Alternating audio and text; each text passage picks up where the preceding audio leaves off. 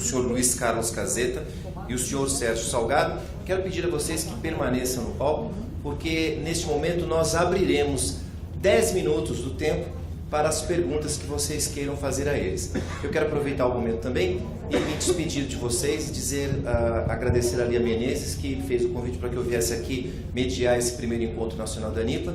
Vocês, depois do COF, tratarão de assuntos internos.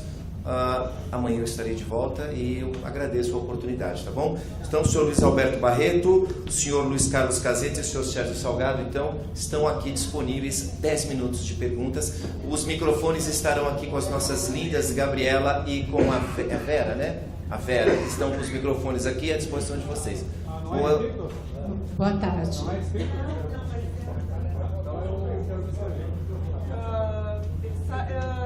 Aqui.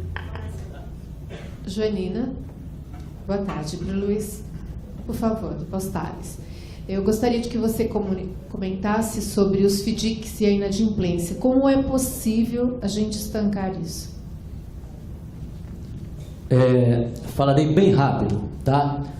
A Instrução Normativa 34 da Previc, ela estabelece os prazos para você ir provisionando as perdas.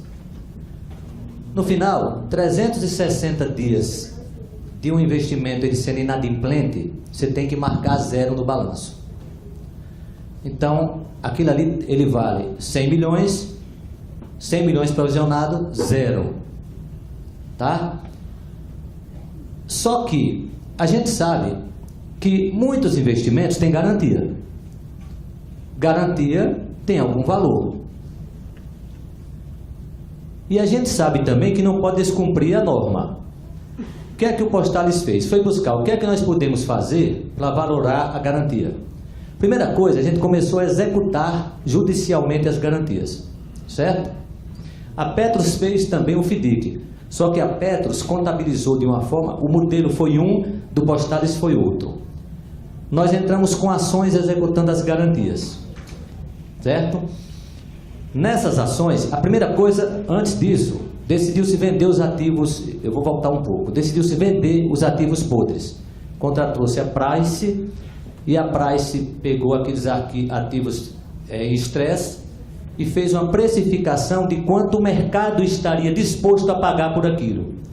Era 1 bilhão e 700 milhões, e o mercado estaria disposto a pagar 165 milhões. Foi colocado isso em leilão, o Postales tinha a prerrogativa de não aceitar. Então não vendeu. Não, é muito pouco, muito pouco. Tchau, leilão. Vamos para outra forma, que a forma foi o FDIC, que não é regulado pela Previc, é pela CVM. Então podemos fazer o FDIC, que é o Fundo de Investimento em Direitos Creditórios. Entramos com ações executando as garantias dos investimentos. Essas ações na justiça não são os ativos. As ações na justiça nós cedemos para um fundo, para 3 fundos de investimento em direitos creditórios, marcados a 0. E levamos para o administrador fiduciário. Olha, amigo, tem isso aqui.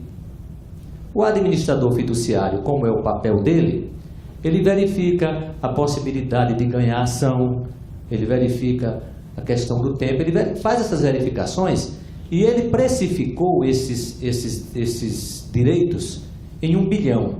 Foi 1 bilhão e 100, 800 milhões no plano BD e 300 e pouco no plano CV, que é o Postal Prev. Aí dentro dessa precificação apareceu um outro problema. Isso tudo conversado na Previc, que fique claro. Apareceu outro problema, como contabilizar. Na Petros, a Petros fez diferente. Ela cedeu os ativos para o fundo. Postales não cedeu ativos. Os ativos continuam lá no balanço marcados a 0. Ficou clara essa diferença, né? Não cedemos ativos, cedemos os direitos creditórios das ações. Como contabilizar? Aí descobrimos o quê? Não existe regra. Porque as regras de contabilidade no fundo de pensão, elas não são muito sólidas. Não existe regra. Como não existe regra, e nós somos uma empresa privada, nós podemos optar. E a diretoria optou por utilizar a regra que fosse mais benéfica ao participante. Simples assim. Fomos na CVM, não existe regra. Fomos na Previc, não existe regra. Então, contabilizamos como ativo e nós temos um fundo, um FDIC, chamado CJP, que está há 6 anos no balanço do Postales, assim precificado, sem nenhuma reclamação da Previc ou de ninguém.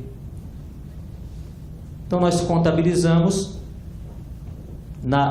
esses direitos. Isso reduziu a possibilidade de um novo equacionamento de 3,5%. Mas só contábil. Hã? Mas só contábil. Só contábil. E a cada 6 meses tem uma reprecificação.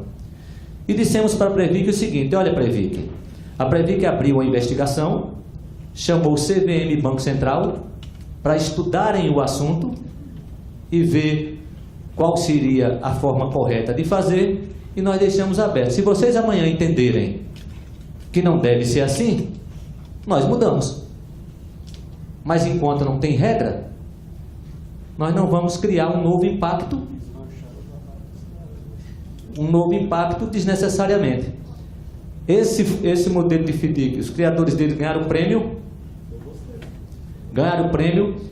O secretário da SEST, da Secretaria de Empresas Públicas, que nós apresentamos isso no Conselho de Administração dos Correios, do qual ele faz parte, ele pediu: olha, vamos levar para os outros fundos, que pode ser uma saída, para não penalizar os participantes. E esse agora é um dos... A investigação só tem 40 dias, mas esse é um dos motivos alegados pela Previc para a intervenção. Tá? Então, assim, em linhas grosseiras, essa é a situação do FDIC. Aí você me perguntou a questão de ser contábil.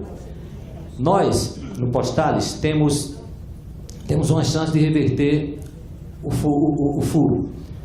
Por quê? 5,5 bilhões do BNY Mellon e mais 1,8 bilhões da RTSA dos Correios. Quando o Correio saldou o plano PD, ele assumiu com os participantes o compromisso de pagar o déficit e vinha pagando religiosamente, certo? Em abril de 2014, o Correio deixou de pagar, porque o Correio ia dar prejuízo. Então eles desprovisionaram do balanço, deixaram de pagar e deu um lucro. E hoje, aí já uma analogia bem direta, a questão do contábil, porque isso se fala muito, mas é só contábil? É só contábil, sim. A RTSA, se o Correio hoje reconhecesse a dívida, podia começar a pagar em 2025. Só o fato da gente registrar contabilmente no balanço já reduziria o nosso déficit sem entrar nada. Então, porque muitas das questões, elas são contábeis, elas não são de fluxo de caixa imediato. Porque o fundo de pensão, ele trabalha no longo prazo, ele não trabalha para hoje e para amanhã, tá? Então, as coisas bem calibradas. Mas é arriscado, né? Financeiramente, depois poderá não ter também. Não, se você olha, outra informação importante. Nós já recuperamos nesse FDIC 400 milhões. E isso é vendido por 170. Exatamente. Gente, tem uma ordem de inscrição, Obrigado. por favor. O colega ali, depois aqui, lá e lá. Tem 5 inscrições, gente. Nós temos que terminar às 13h30 para o coffee. Tá bom? Vamos lá? Vamos ser objetivos, por favor. Boa tarde. Minha pergunta aqui vai para o Sérgio Salgado. Talvez para o Luiz Alberto também, não sei se aconteceu lá também na Postales. Existe uma regra para a participação do participante e do patrocinador nesse aporte relacionado ao déficit. O artigo 21 da Lei Complementar 109 fala que deve ser proporcional à contribuição de cada um, patrocinador e participante. Então acontece o seguinte: depois veio a resolução 26 de 2008 da CGPC, falando na individualização do equacionamento do déficit, fazendo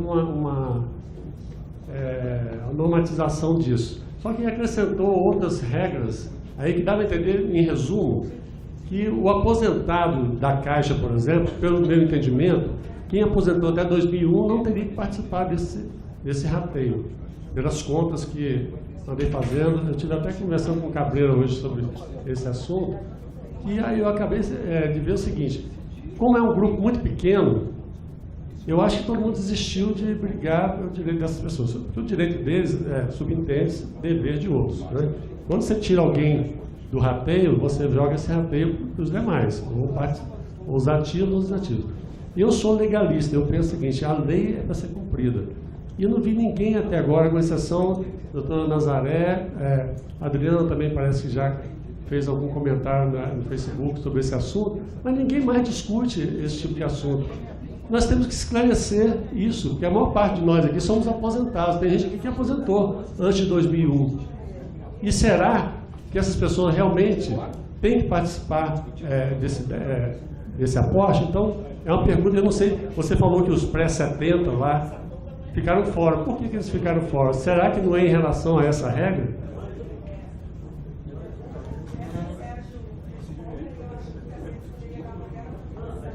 Nesse aspecto.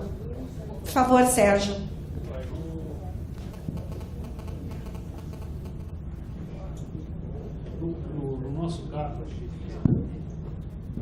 No nosso caso, como eu falei, eu sou pré-70 também. Eu estou fora do equacionamento, mas eu não estou fora dessa luta, tá? Porque, como eu falei, eu não sou legalista, não, você está colocando, eu sou mutualista. Nosso plano foi feito com mutualidade.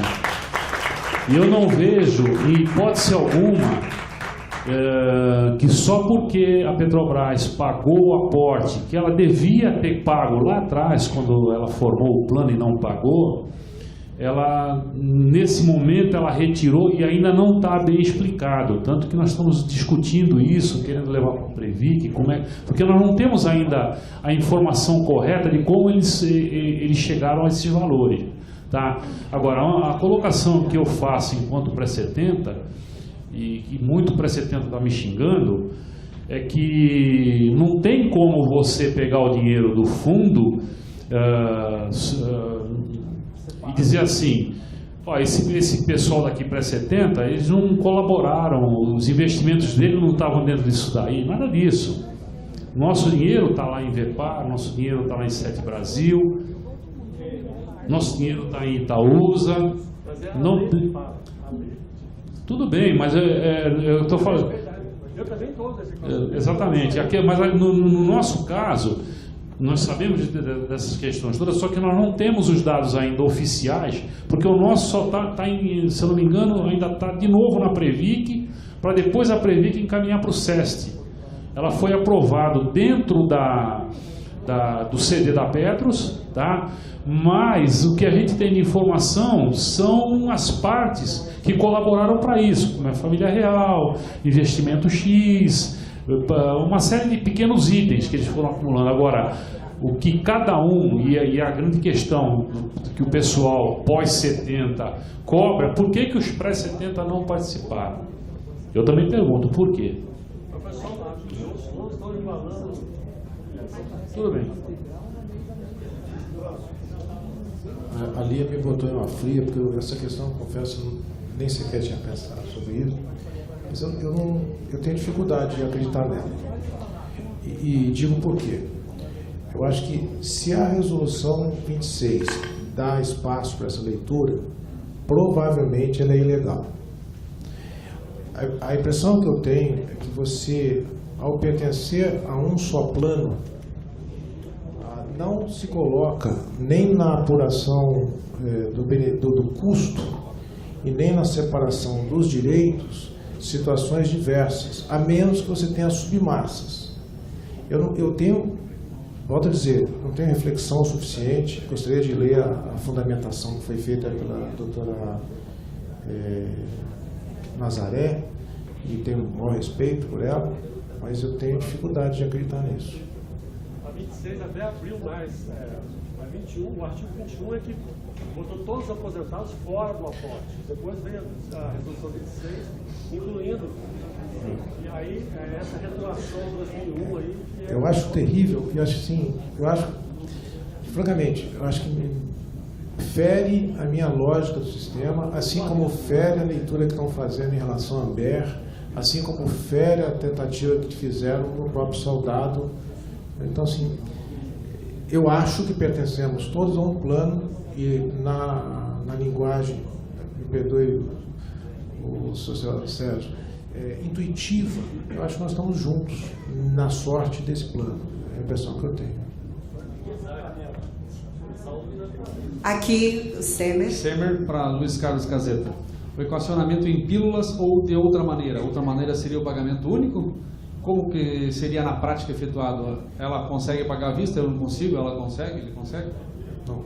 Não, assim, eu tenho opinião, assim, volto a dizer, vocês não têm que concordar comigo. Assim, Entender. O Luiz Alberto falou uma coisa que é verdadeira. Quanto mais você adia, mais você menos você põe dinheiro na mão do diretor financeiro para fazer recuperação. Portanto, na minha opinião, saber que eu terei redução, eu sei que é terrível, eu sei que nenhum de nós quer passar por isso, mas passaremos. Então, antecipar equacionamento antecipa também fluxo da caixa. E, portanto, eu acho que tende, no longo prazo, a baratear o equacionamento global. É uma intuição, estou muito tempo fora disso aí, e, infelizmente, não por culpa da administração atual, os dados da FUNCEF ou não são confiáveis ou não são divulgados. Então, nós não sabemos qual é o nosso passivo, afirmo isso. Nós não sabemos qual é verdadeiramente o risco a que estamos expostos. Partindo da premissa que saberemos, eu faria de uma vez. Só para complementar, 30 segundos. 30 segundos só para complementar. Não se trata de pagar à vista. Não se trata de pagar à vista. Se trata de equacionamento único. Ou seja, você vai pegar aquele valor que está entrando para fins de equacionamento gradualmente, vai fazer uma conta só e jogar de uma vez. Tá? Os 22 bilhões. 28. Tá? Vai chegar a 28, aliás, pode chegar a 34. Tá? Mas vamos deixar pelo que está ali. Vamos dizer que fechou em 22. Tá? Pega esses 22, já equaciona, você vai jogar isso contabilmente para reservas a constituir. Ou seja, zerou o déficit. Deixar de gerar um negativo um sobre o outro.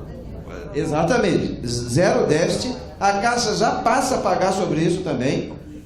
É o que o Caseta diz. Você antecipa fluxo, vai antecipar nosso, mas vai antecipar o da Caixa também.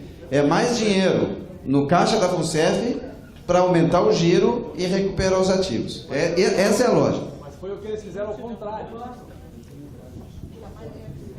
A lei foi mudada para que esse equacionamento fosse postergado. Exatamente. Então, o próprio governo está empurrando com a barriga a situação. Olha só, essa aí eu tenho honra de ter chamado isso um texto de um barco adernado. Estava na cara, antes de sair a norma, eu disse que sairia. Vai sair, porque quem estava era a turma que nos quebrou, e eles queriam adiar o equacionamento, porque eles não poderiam reconhecer este desastre que vai chegar em 20 Mudaram todas as regras, né? Sim. Bom, gente, nós temos a Adriana, as meninas lá, desculpem eu não lembrar o nome agora, e o Alvino, e nós vamos encerrar, porque senão nós não vamos para o coffee break, ok? Então, sejamos breves e objetivos, por gentileza. Eu não sei exatamente pergunta, eu queria apenas fazer uns comentários, e se Caseta, por exemplo, quiser fazer algum comentário, ótimo. Primeiro, concordo em gênero, número e grau sobre a despesa administrativa, acima e embaixo. Que é um absurdo, isso que você falou aí, realmente, nada justifica uma estrutura paquidérmica, e aí quando você diz assim, não, a gestão anterior e tal, não, mas a gestão atual fazia parte da anterior, e está bem claro que ela veio para apenas, que lá estão os 600 que foram colocados, que foram responsáveis, ninguém foi punido, não foi apurado, continuam lá e contratando mais gente. Então, tudo está igual como antes no quartel de Abrantes. Só mudou a sigla que está predominante hoje. Segunda coisa, sobre essa intervenção branca, que eu concordo que essa diretoria, na verdade, é uma intervenção branca, né? Só tem um detalhe: se é uma intervenção que deveria ser uma coisa séria, como podemos ter como interventores pessoas com um histórico, ou vamos dizer assim, uma suspeição, porque não podemos acusar, seríssima. Teriam que ser pessoas acima de qualquer suspeito. Para começar por Meirelles, que eu não concordo que é uma pessoa séria, a única área séria do governo. Meirelles participou do conselho da JBS. É só olhar no Google, entendeu? Então vamos à frente. Assento. Tá? Como podemos acreditar numa consultoria que tem, além desse caso da Enron, é algo muito pior, tá? Ela comprou, há um tempo atrás no Brasil, uma empresa chamada Vivere, que é uma empresa de administrar sistemas de crédito imobiliário fundada pelos filhos de um desses enrolados aí, desses banqueiros. Como é o nome desses? São tantos, não lembro aí. Enfim, um banqueiro aí. Essa empresa foi comprada, isso é uma coisa que ninguém percebe, mas está lá no Google, gente. Nada do que eu digo aqui, entendeu? É porque eu sei demais. Não, é só botar no Google. Até minha mãe sabe usar o Google, entendeu? Bota lá e sai tudo. Pronto, outra coisa. E sim, a última coisa, sobre essa regra, doutora Nazaré, eu já comentei assim, doutora Nazaré tem uma tese, mas eu não conheço na íntegra. O que eu peguei no ar, assim, e realmente não eu não sou especialista nessa área, a minha área de advocacia é ambiental, então não tem nada a ver, mas me parece o que seria a lógica, né, que eu tenho dúvida também, que é a mesma regra que questiona sobre a qual a Caixa justifica, eu acho que não dar a paridade para os não soldados.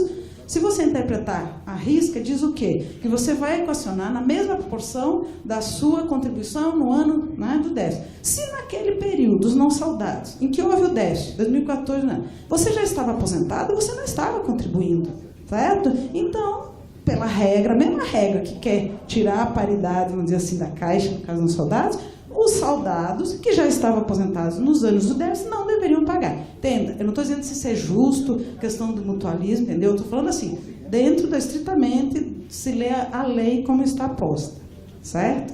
Então, são apenas coisas que me vieram à cabeça, é um comentário mesmo. Se você quiser ajudar aí com alguma coisa, eu agradeço.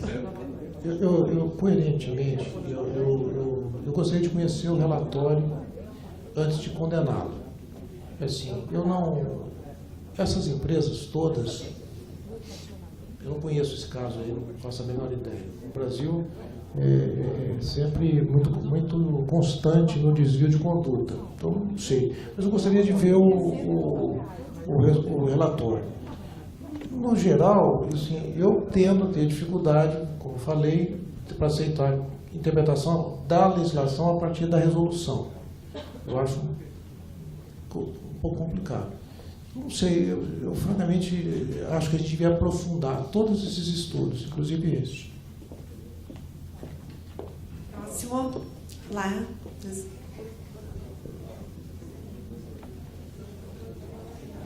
Obrigada.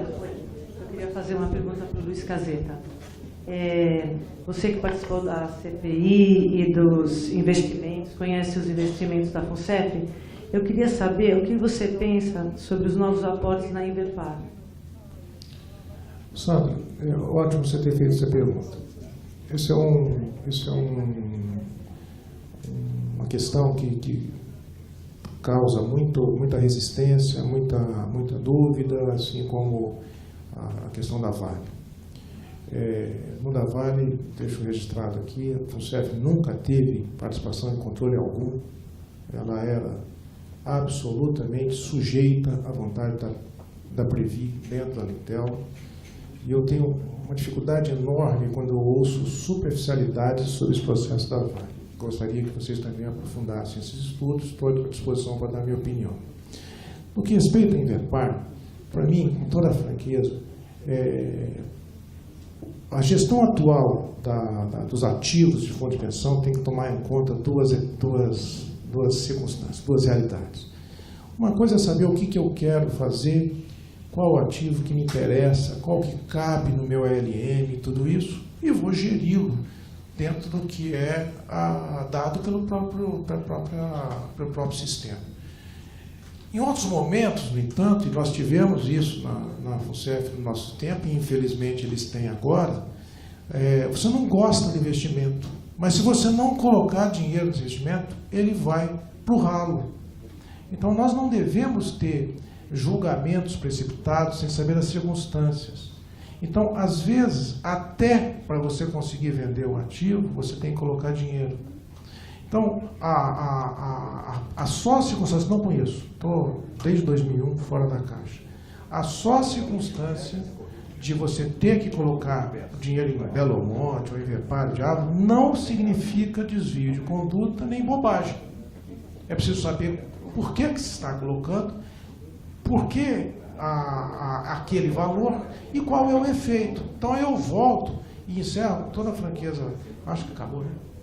Então, eu digo o seguinte, o que eu acho? Assim, eu não gostaria de ficar dando palpite no que o Paulo e o Renato fazem.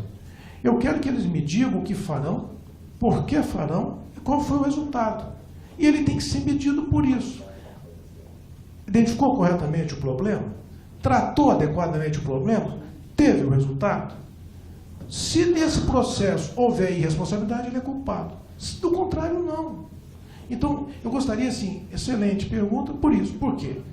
Porque hoje você tem que gerir um monte de cadáveres, um monte de gente pré-cadáver, e você tem que identificar. Esse vai para o saco. Esse aqui eu vou fazer um boca a boca.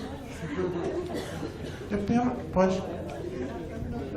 Eu queria fazer um complemento, sem entrar no mérito em Vepar, mas no Postais nós temos algumas situações semelhantes. A gente fica com raiva dos investimentos que foram feitos. E às vezes essa raiva cega e trava o nosso raciocínio. O Postales fez um investimento num empreendimento que ia construir um shopping center, um prédio. Vou fazer uma analogia muito rápida. Num prédio, parou pela metade. Acabou. Aquilo ali é prejuízo total. Qual é a análise que eu vou fazer? Eu devo largar para lá e perder tudo? Ou eu devo dar um jeito de fazer aquilo, pelo menos não recuperar, mas diminuir o meu prejuízo? Então, assim, a gente, nesse ponto do investimento, a gente não tem que se levar por paixões. A gente tem que levar pela razão. O que é que eu comprei um carro, uma bomba. Comprei um carro por 30 mil reais. Eu largo esse diabo no meio da rua, ou eu vendo por 10 para pelo menos só perder 20? Então, assim, as paixões, elas atrapalham o nosso raciocínio. E quando a gente se deixa levar por paixões, a gente geralmente quebra a cara e quebra feio. Tá? Então eu não estou falando da Invepar, tá?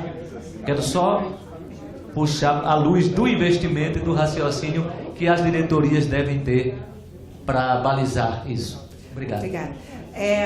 A última pergunta, o Alvino vai fazer. Não sei a quem ele vai se dirigir, mas encerrado as respostas, eu já agradeço antecipadamente ao Sérgio Salgado, por quem eu tenho muita admiração, sou assídua dos Discrepantes, e eu acho que aqui todo mundo deve conhecer o site dos Discrepantes, né? Então, o Sérgio é um trio fantástico lá de participantes do Petros, que é o Ábido, o Raul e ele. Agradeço ao Luiz Alberto, e quero dizer a vocês que nós fizemos questão de manter a palavra do Luiz Alberto no nosso evento, em função de que nós não íamos promover uma segunda cassação a ele. Então, nós o mantivemos e foi muito bom tu teres vindo. Saiba que nós queremos dar as mãos com os participantes do Postales também, assim como com a Petros. Eu acho que nós que estamos numa situação difícil, não podemos nos largar.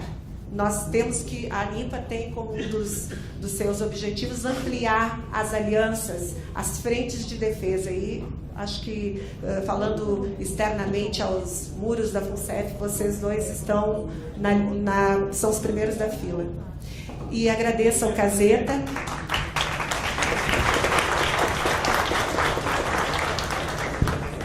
agradeço ao Caseta por, mesmo não estando muito disposto a vir, convencido corretamente pelo Cabreira, por ter vindo aqui. O Caseta traz algumas ideias que eu faço questão de que ele venha a público e coloque isso num ambiente onde a gente possa debater sem paixões, né? Concordo com o Luiz Alberto, porque nós temos que buscar soluções para os nossos fundos. E todas devem ser consideradas, porque nós não podemos nos fechar em dogmas ou coisa parecida. Nós temos que buscar realmente outras alternativas, considerar, mesmo que discorde delas, elas têm que ser postas na mesa para que, como eu já disse, hoje nós temos condições de avaliar o quanto nós estamos dispostos a perder ou não. Acho que esse respeito a nós participantes é fundamental. Nós podemos hoje, de alguma forma, avaliar o quanto nós estamos dispostos a perder, seja para ganhar lá na frente, ou seja até para perder mais. Então, obrigada, Caseta. Tá? Vou passar para o Alvino. Aí, na resposta do perguntado aqui, nós vamos, então, passar para o coffee break. Voltamos em 15 minutos, Priscila, coffee break, 20 minutos. E aí nós vamos vamos receber aqui as nossas entidades parceiras. Eu já antecipo que a doutora Tatiana, do escritório Santoro, não conseguiu pegar o voo. Então, o doutor Davi, e até com alguma contribuição do Caseta, se ele ainda estiver aí, para falar das nossas ações, e depois nós vamos passar as temáticas que nós propusemos para o evento, ok? Então, Alvino. Ok, boa tarde. Ia fazer 2 perguntas, mas vou reduzir para uma, tá? Caseta, seguinte, uma das coisas que foi dito hoje aqui é que a FUNCEF está tentando um possível acordo de cavalheiros com a patrocinadora para que seja reposto de alguma forma, tá, aquilo que ela deixou de aportar quando deveria, né? E aí, assim, lembrando tua passagem lá pela FUNCEF, por isso a pergunta vai para ti, tá? Lá na tua época, se isso já acontecia, porque se a gente pensar lá atrás, desde a fundação da FUNCEF, lá a Caixa só aportou menos de 15% do que era devido, tá? No saldamento também, ela também não aportou o que deveria ter aportado. E grande parte dessa falta de não aporte é o que a gente está vivenciando hoje. Então, assim, isso já passou, tá, beleza, mas em algum momento lá, naquele momento que tu viveu lá dentro, isso foi discutido com a patrocinadora? Vindo, eu não sei se exatamente as datas e tudo isso, porque eu estou fora da Caixa há muito tempo, mas vamos lá. Eu diria que nós temos 3 momentos muito importantes na FUNCEF em relação a isso que você está discutindo. O primeiro momento foi quando houve uma determinação da SPC, da Secretaria, de tornar financeiro o que era uma dívida atuarial. A Caixa Econômica reconhecia no balanço dela os custos das reservas não aportadas, isso em 89, 90 e tudo isso.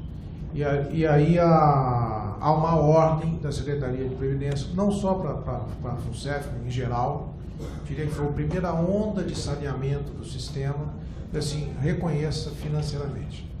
A Caixa reconheceu em contrato, e esse contrato, acho que foi em 92, 93, por aí, eu era chefe do jurídico nessa ocasião, e a Caixa começou a pagar as parcelas. Na administração do Cutolo, mais ou menos 95 ou 6, eu acho que 6 ou 7, porque eu já tinha saído, eu estava no Ministério da Fazenda nessa época, sou contemporâneo, mas não conheci na época o Paulo Werneck no Ministério da Fazenda. Por uma decisão do TCU, determinou-se a suspensão dos pagamentos.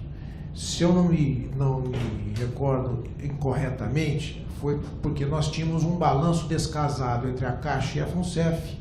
A FUNCEF adotou um valor, segundo os seus dados, e a Caixa outro. Isso gerou, na celebração do instrumento da dívida, no entendimento, ter sido um aumento da responsabilidade da Caixa.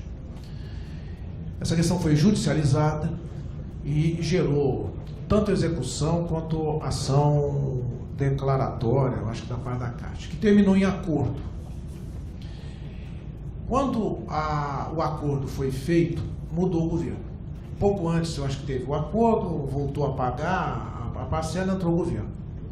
Até onde sei, na primeira administração da FUNCEF, e aqui faço um registro que fiz em outras ocasiões, acho até que na Câmara, o primeiro diretor financeiro da FUNCEF era um homem de bem, técnico e sério. Esse senhor, salvo engano, recebeu a dívida em títulos públicos federais. Eu posso depois confirmar, talvez o Paulo Ferreira seja a pessoa correta para dar esse dado, mas eu acho que entraram na FUNCEF em 2003 ou 2004, qualquer coisa, com 2,7 bilhões em grana. Então, 2,77 bilhões. Então é isso. Pois bem, esse valor em tese, agora volto a dizer, é o segundo grande momento. Em tese, paga a dívida financeira. O saldamento, confesso a você, eu não tenho a menor ideia como foi feito. Eu comentava com a Sandra e a Janete que almoçaram comigo, eu me aposentei agora, na questão de um mês atrás. Quando eles saldaram, eu nem sequer fui para o CD e não quis continuar contribuindo. Por intuição, me salvei um pouco desse tamanho, dessa desgraça, obviamente destruindo benefício. Dizem que no saldamento, as pessoas da Caixa que eu ouvi, não teria havido nenhum erro na conta. Isso que você está dizendo, acho, se ocorreu, pode ter sido na precificação do saldamento. Penso que a dívida foi quitada. Agora eu não sei dizer. O CTVA não entrou nessa. O CTVA, desculpa, não vi. O CTVA me perdoe, eu até gosto do Couto. Fui chefe do DETEM na época do Couto. Foi uma loucura. Aquilo é uma loucura. Ou é um deflator do cargo, ou é um deflator da função de confiança. Ambos estão no salário de contribuição. E aí você adiou uma contribuição seríssima e gerou um passivo que, sinceramente, todos os valores que eu ouço me deixam enlouquecido. Por quê? Porque qualquer um deles quebra de novo a FUNCEF. Então, aí talvez você vai entender, e eu apanhei feito o diabo no Facebook, quando eu disse que eu não quis tocar aqui hoje a história de um novo plano, uma das saídas possíveis para isso, porque eu não creio que o Tesouro Nacional vai pagar esta conta, não creio, há quem creia, seria exatamente você compor-se num plano em que a adesão ao novo plano acaba com o passivo judicial. Eu sei que vocês que ocuparam funções e que têm ações, é legítimo, o diabo a quatro tem. Tá bom, se ganharem e a Caixa for condenada a trazer o dinheiro, ótimo, porque vocês foram logrados mesmo. Agora, se ganharem e não aparecer a grana, não vai ter benefício. Eu costumo dizer, e encerro, se tiver algum complemento eu falo, assim, a reforma da Previdência, ela vem de qualquer forma. Não vem com um discurso vazio, que não vai fazer, isso é uma bobagem. A reforma vem, ou ela vem porque nós sentamos e fazemos as contas e ixi, não dá para pagar, ou ela vem como no Rio de Janeiro, não pagam. Então, ou vai haver reforma porque precisa reduzir o custo, porque não há dinheiro para pagar, ou não pagam. CTVA é uma coisa dessa. Ou se compõe a sério e põe no equacionamento e resolve esse assunto com todo mundo dizendo eu não reclamo mais nada, ou vai quebrar. A Petros, eu analisei o caso da Petros, a Petros deve ter pelo menos umas 4 submassas. Tem lá uma irresponsabilidade do sindicato que entra, faz um acordo dando desconto em reserva matemática, eu nunca vi isso na minha vida. Aí tem um grupo que adere a essa reserva matemática, a esse arranjo, tem um grupo que não adere. Então, o cara vai a juízo, como ele disse, porque o aumento deles de classificação é o nosso CTVA. Fizeram isso na Caixa também, mas o deles é eu te aumento o salário meio abono, ou seja, minha opinião, ou põe todo mundo em cima da mesa, ou não vai ter dinheiro para pagar. As novas ações do CTVA, mas só complementando a situação que você falou, ocorreu exatamente a mesma coisa na Petros, só que juros muito mais elevados. No nosso caso, foi transformado em dívida financeira, isso em 95, 96, com um pagamento, se eu não me engano, desses pré-70, em torno de 30 milhões por mês, mensais. Aí a Petrobras estava numa situação meio dificultosa, uma vez pagava, outra vez, mas foi levando até quando entrou o Flore, em 2000, foi nesse que ele está falando. Aí se fez um acerto, teoricamente, tecnicamente, eles registraram a entrada de 8,5 bilhões em NTNB. Vencimento foi aquelas que eu falei que estourou aqui na Itaúsa, até 2033. Só que, eu não sei se é o mesmo caso de vocês, elas entraram pelo valor de face. E o valor de mercado naquele instante era menos da metade. Então nós tivemos um tremendo prejuízo e, com detalhes, os títulos ficaram presos e acabaram negociados pelo Wagner Pinheiro, um acerto com o coisa, tal, e jogamos a dívida lá para 2050 e no final pagou ou não pagou, nós não sabemos.